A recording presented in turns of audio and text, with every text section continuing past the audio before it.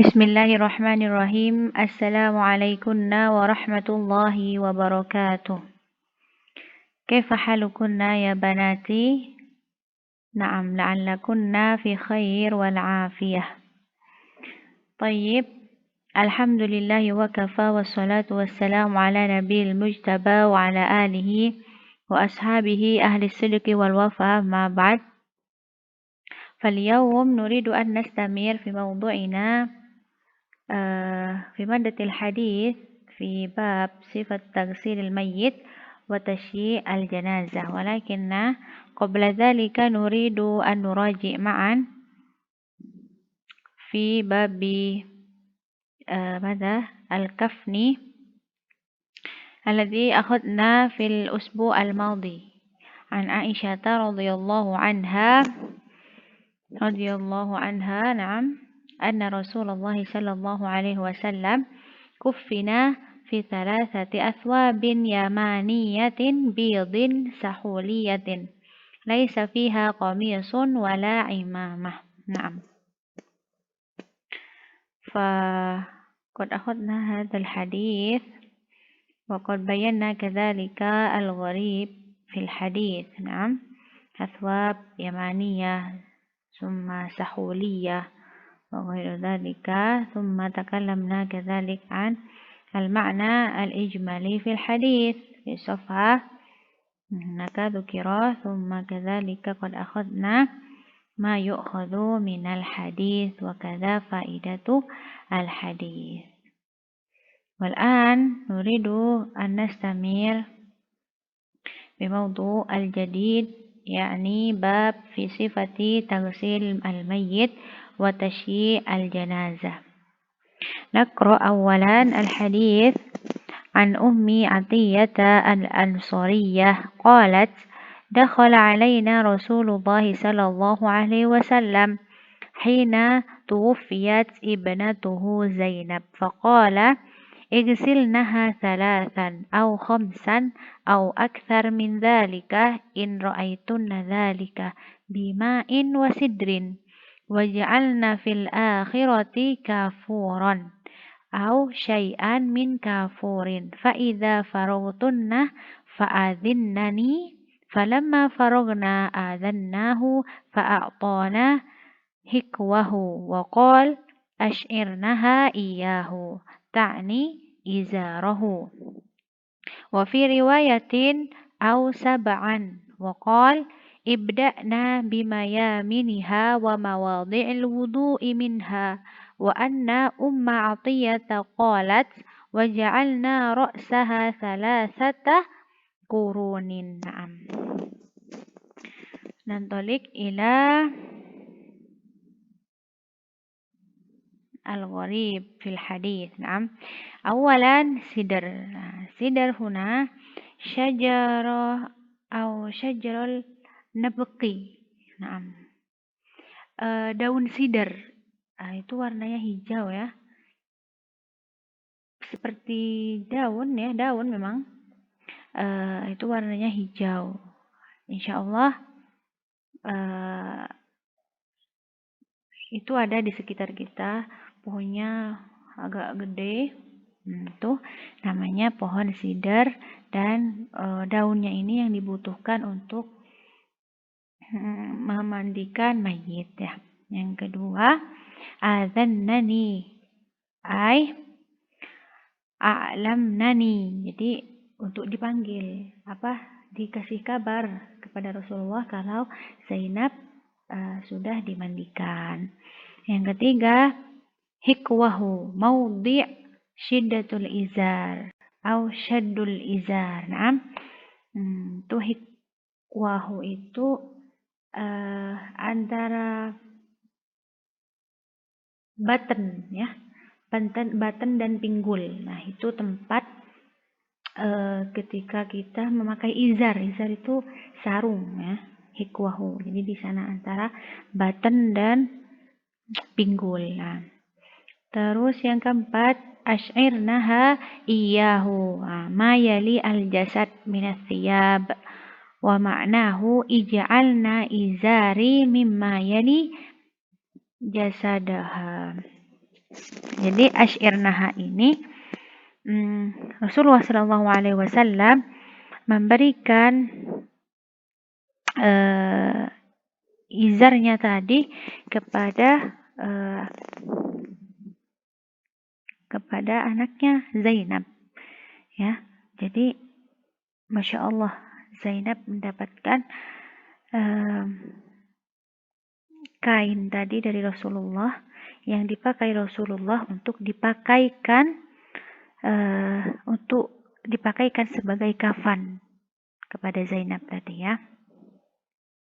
Nah, insya Allah kita akan lebih mengetahui apa ini maksud dari hadis ini di makna al-ijmaliyah. Iftahna, buka halaman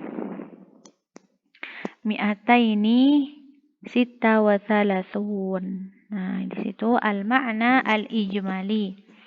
Lama tufiyat Zainab binti an-Nabi sallallahu alaihi wasallam wa radiyallahu anha, dakhala an-Nabi sallallahu alaihi wasallam ala ghasilatiha wa fihinna Ummu Atiyah al-Ansariyah liya'lamahunna sifah ghasliha litakhruj min hadhihi ad-dunya ila rabbiha tahiratun naqiyatun. Faqala aghsilnaha thalathan aw khamsan liyakuna qita'a ghaslihinna ala witr أو أكثر من ذلك إن رأيتن أنها تحتاج إلى الزيادة على الخمس. Jadi ketika Zainab bintu Rasulullah Shallallahu Alaihi Wasallam meninggal, Rasulullah Shallallahu Alaihi Wasallam masuk ke pemandian anaknya. Ya, kalau di sekarang kan ada ya tempat khusus untuk memandikan mayat. Nah, Rasulullah itu masuk. Dan di sana fihinna, ya, di sana ada Ummi Atiyah al-Ansariyah. Nah, Ummi Atiyah ini juga ikut serta memandikan Zainab bintu Rasulullah sallallahu alaihi wasallam. Liya'lamahunna sifah ghusliha. Jadi untuk memberitahukan kepada mereka cara memandikan mayit yang benar. Litakhruj min hadhihi dunya ila rabbiha tahiratun naqiyah. Jadi dengan sifat-sifat ini maka akan menjadikan mayit itu pindah dari dunia ke alam yang lain dengan keadaan suci, thahirah naqiyah, jadi suci dan bersih. Faqala igsilnaha thalathan aw khamsan. Nah, Rasulullah berkata kepada mereka untuk menyucikan anaknya 3 kali atau 5 kali. Liyakuna qit'a ghuslihinna ala witr. Jadi kenapa mengatakan Rasulullah salasan al khamsan? Karena dianjurkan untuk memandikan mayit itu witir, ya. Witir itu artinya ganjil. Nah, entah itu 3 kali, 5 kali, yang penting bukan 4 kali, karena itu genap. Nah, au aktsar min dzalik, atau lebih dari 5, misalkan ke-7, ke-9 dan lain sebagainya. In ra'aitunna annaha tahtaju ila ziyadah 'ala al-khams. Jadi ketika misalkan kita butuh menambah dari 5 kali itu, maka ditambahlah ke 7 kali, bukan 6 kali. Karena Rasulullah menganjurkan untuk mengganjilkan cara memandikan mayit. Liyakuna al-ghusl anqana wal jasad aslab wa ja'alna ma'al ma' sidron wa fil akhirah kafuran litakuna tayyibah bitibin yub'idu anhal hawam wa yashuddu jasadaha. Jadi untuk menjadikan badannya itu bersih dan lebih mengeluarkan wangi gitu, maka dianjurkan untuk menaruh di air itu sidr. Nah, daun tadi yang saya jelaskan di depan, daun sidr itu akan menjadikan badan si mayit lebih bersih dan lebih suci lagi. Wa fil akhirah kafur, dan air kafur setelah air sidr. Nah, itu anjuran dari Rasulullah Shallallahu Alaihi Wasallam. Wa wasahunna an yabda'na bi asyrafi a'dha'iha minal mayamin wa a'dha'il wudu. Dan berwasiat kepada orang-orang yang memandikan anaknya Rasulullah Shallallahu Alaihi Wasallam, yaitu Zainab, untuk memulai bi asyrafi a'dha'iha minal mayamin. Jadi ketika membasuhkan mayit itu dimulai dari bagian-bagian yang sangat mulia, yaitu bagian kanan. Jadi misalkan ketika mau membasuh kaki kanan dulu gitu. Ketika membasuh kuping di yang sebelah kanan dulu, dan yang lainnya juga mu'adha'il wudu, dan bagian-bagian yang anggota-anggota wudu, maksudnya seperti itu. Jadi dibersihkan anggota-anggota wudunya dan dimulai dari yang kanan. Wa amarahunna idza faragna min ghusliha ala hadhil kaifiyah an ya'lamnahu. Nah, ketika sudah membersihkan atau mandikan mayat tadi, Rasulullah Shallallahu alaihi wasallam menyuruh mereka untuk memanggil Rasulullah Shallallahu alaihi wasallam jika sudah dimandikan. Nah, falamma faragna a'lamnahu. Nah, setelah mereka selesai memandikan Zainab bintu Rasulullah Shallallahu alaihi wasallam tadi, memanggil Rasulullah, a'dahunna izarahu alladhi yubashiru jasadahu at-tahir. Ya, jadi sarung yang yang Rasulullah Shallallahu alaihi wasallam kenakan waktu itu, melepasnya dan memberikan kepada mereka untuk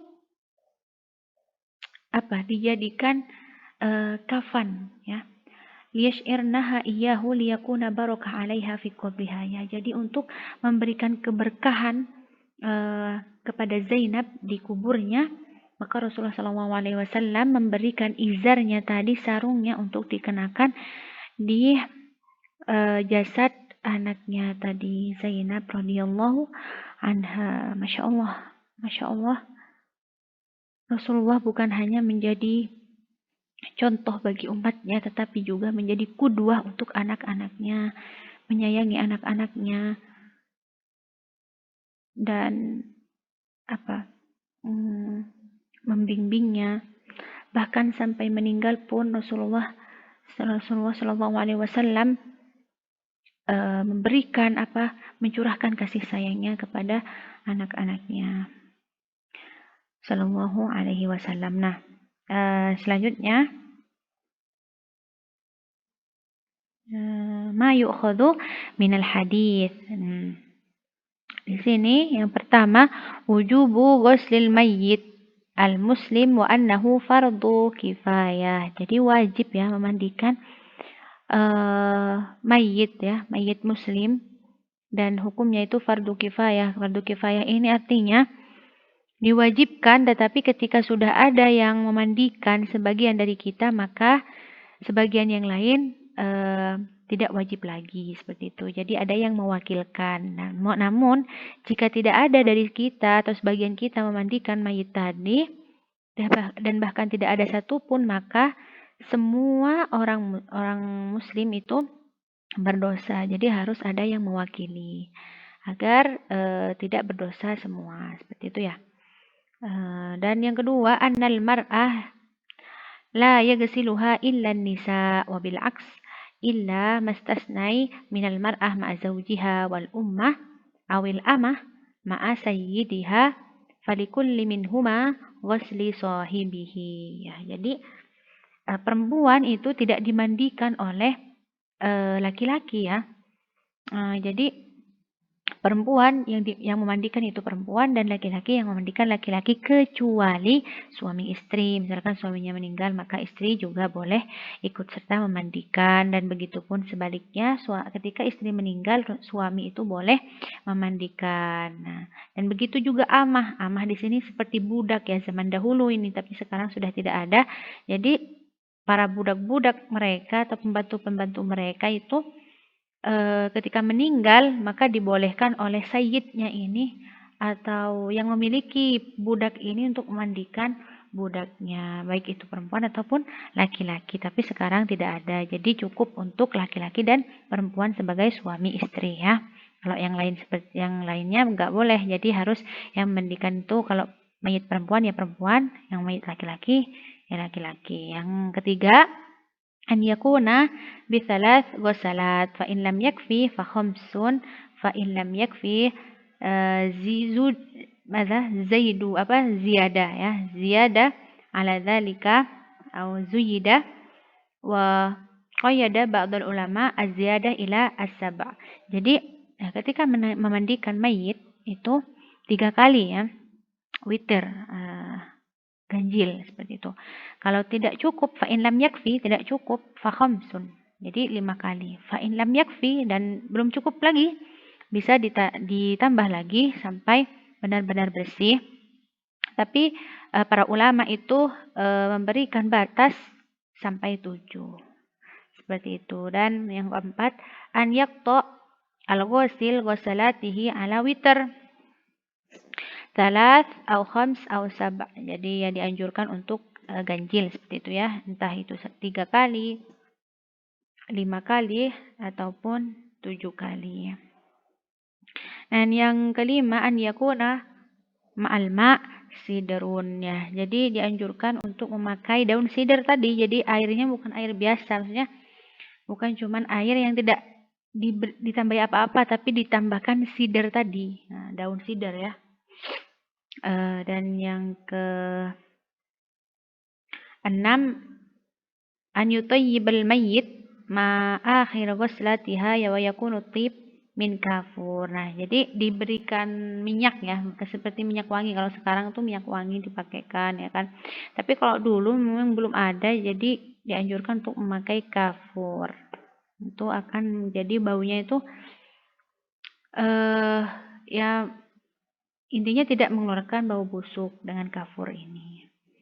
Nah, yang ketujuh, al-bada'a bi ghuslil a'dha' asy-syarifah wa hiya al-yamamin wa a'dha'i al-wudu. Jadi dianjurkan untuk memulai ketika memandikan mayit itu dengan a'dha' asy-syarifah atau anggota-anggota tubuh yang syarifah ya. Yang misalkan dari kanan dulu, terus dimulai juga dari anggota-anggota wudhu seperti muka, tangan, kaki, dan lain sebagainya. Nah, cukup sampai di sini. Oh iya, ada tambahan lagi tuh tentang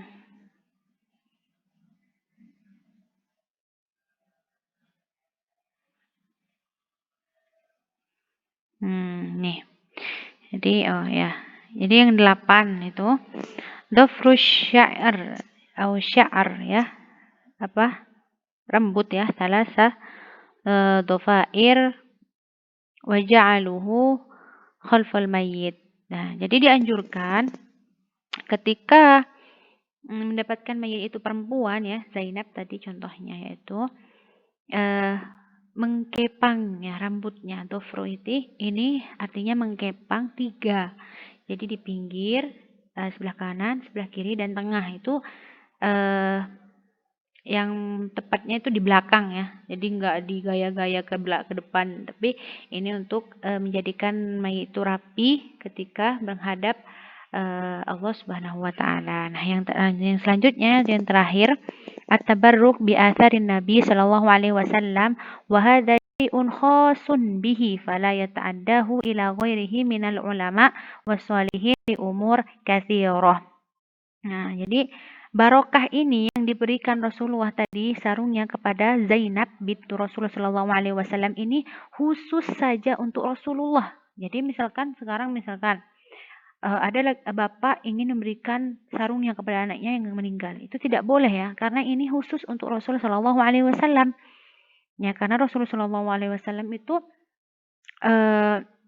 manusia yang paling mulia, manusia yang dijamin surga. Kalau sekarang apakah ada yang dijamin surga? Tidak ada ya. Sama-sama membawa dosa dan kesalahan. Jadi ini khusus untuk Rasul Shallallahu Alaihi Wasallam saja dan tidak boleh dilakukan oleh orang-orang selanjutnya. Meskipun itu sholih seperti itu. Karena mereka belum dijamin untuk masuk surga. Ya. Dan juga alasannya banyak ya. Yang pertama ya, an hadzal amr la yulhiquhu ahadun fihi lima bainahu wa baina ghairihi minal baun asyasi'. Nah, jadi tabarruk di sini yang Rasulullah Shallallahu Alaihi Wasallam lakukan kepada Zainab tidak pernah dicontohkan atau tidak pernah diikuti oleh para sahabat, tidak pernah dilakukan Umar dan tidak pernah dilakukan Ali.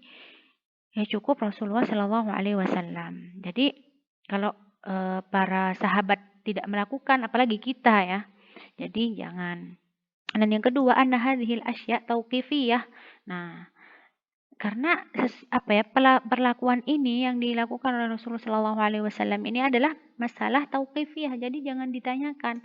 Sudah ceritanya sudah berlalu dan tidak ada yang mengikuti dari para sahabat. Jadi kita tidak boleh melakukannya. Yang ketiga, anna sahabah ya'lamuna anna Abu Bakar afdal ummah wa lam yurad annahum fa'alu ma'ahu ma yaf'alunahu ma'an Nabi sallallahu alaihi wasallam min at-tasabuq ala ma'in wudu'ihi wa nahwihi. Jadi semua para sahabat yang pernah bertemu Rasul sallallahu alaihi wasallam, mereka mengetahui benar bahwa Abu Bakar adalah sebaik-baik umat Rasulullah Shallallahu Alaihi Wasallam ya. Bahkan Abu Bakar ini sebagai pengganti khalifah setelah Rasul Shallallahu Alaihi Wasallam, jadi khalifah pertama Abu Bakar. Dan Abu Bakar pun tidak pernah memberikan sarungnya misalkan kepada para sahabat yang meninggal. Tidak pernah mereka mengambil juga sisa-sisa wudhunya Abu Bakar, tidak pernah. Apalagi zaman sekarang yang mungkin memang yang dilakukan kebanyakan maksiat seperti itu ya. Jadi tidak ada ceritanya orang-orang mengambil barokah dari air wudhu ataupun sarung orang-orang yang solih. Karena sudah kita ketahui bahwa Abu Bakar adalah sebaik-baik umat. Tetapi Abu Bakar tidak melakukan seperti itu, apalagi pada zaman sekarang ini seperti itu. Nah, dan yang sebelum terakhir ya, Rabi', anna tabarruk bi ghairihi sallallahu alaihi wasallam minal ghulu alladhi huwa wasilatul asyirk ya. Jadi ketika kita mengambil barokah dari selain Rasulullah sallallahu alaihi wasallam, itu termasuk jalan yang sesat, dan itu adalah jalan untuk menuju kesyirikan yang diharamkan oleh Allah Subhanahu wa taala. Jadi tidak ada ceritanya kita misalkan mengambil air wudhu orang soli ataupun meminta air liur, bahkan ya mungkin ada sekarang itu air liur anak yatim membuat kaya misalkan, itu tidak boleh ya, itu diharamkan, itu syirik. Apalagi misalkan minta barokah kepada kuburan yang memang mungkin mayat di dalam kuburan itu pun butuh bantuan, tetapi kita minta bantuan kepada kuburan itu. Ini syirik ya. Ini sama saja menduakan Allah Subhanahu wa taala dan lain sebagainya. Nah, yang terakhir itu annahu fitnah liman tabarraka bihi wa tariqun ila ta'dhimihi nafsihi alladhi fihi halakuhu. Jadi kalau kita misalkan minta tabarruk atau minta berkah kepada kuburan, nah sebenarnya kita itu bukan minta berkah ya, tapi membawa kita kepada sesuatu yang sangat celaka seperti itu. Nah, karena meminta barokah kepada barang-barang ataupun orang-orang yang hanya ciptaan Allah, sama saja kita tidak percaya akan adanya Allah dan meminta kepada yang lain seperti itu ya. Maka itu benar-benar haram dan tidak diperbolehkan ya. Cukup kita menengadah setelah sholat, minta kepada Allah, tidak harus kita pergi ke kuburan, tidak harus kita berdoa di bawah pohon beringin yang mungkin katanya memberikan keberkatan, itu tidak boleh. Itu syirik. Itu diharamkan oleh Allah Subhanahu wa taala dan tidak pernah dicontohkan oleh Rasul sallallahu alaihi wasallam. Ya, barakallahu fikunna wa fi ulumikunna. Alhamdulillah intahaina ومن قد استمعت هذا فيديو أن ترسل إلى مجموعة تليجرام استمعت وفهمت الحمد لله. ومن لم تفهم أن تسأل أستاذة مباشرة. أنا أنتظر. بارك الله فينا وفي علومنا. ثم السلام عليكم ورحمة الله وبركاته.